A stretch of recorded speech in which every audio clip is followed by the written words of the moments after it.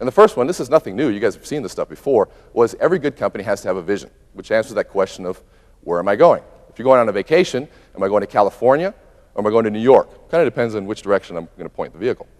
Next one is we also have to have an operating model as a business, which answers that question of how are we going to make money. And the last one is a continuous improvement process or plan, which says how are we going to get better and compete.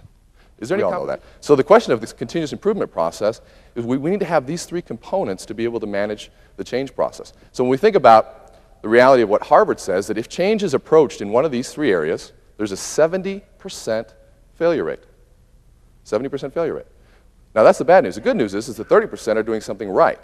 And that's really what fascinates me, is what are the companies that are doing something right? Because we all know the process of making a decision maybe January 1st to make a change in our life, and then what happens by February 1st. In fact, there was a study showed that 75% or 70% of all New Year's resolutions are abandoned by February 1st. So we have this great intent, but when it comes time to do it, there's a gap. There's something that's not there. And so when we look at this process here, the three components, there's really a fourth component to the piece, which is what we call a vitalized work culture.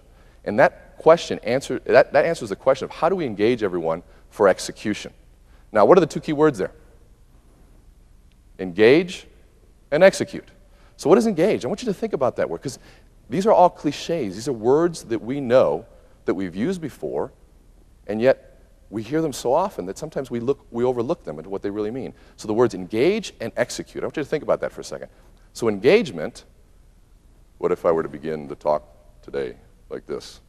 We were to dim the lights, and there were no pictures to look at, and my voice was like this. Is that engaging? Not at all. So what happens? There's a part of our brain that looks at that and says, you know what? Information is one thing, but how I get that information is going to be important. That's why we use words that are, that's why we use our voice going up, going down, and sometimes we'll even be silent just to create that feeling of engagement. But now when you're thinking about having a vision, this is the direction that we want to go. How do we engage everybody to be part of that process? Because the reality is we pay them to come to work, but how do we get them to become part of the process? That's one of the biggest challenges we all face.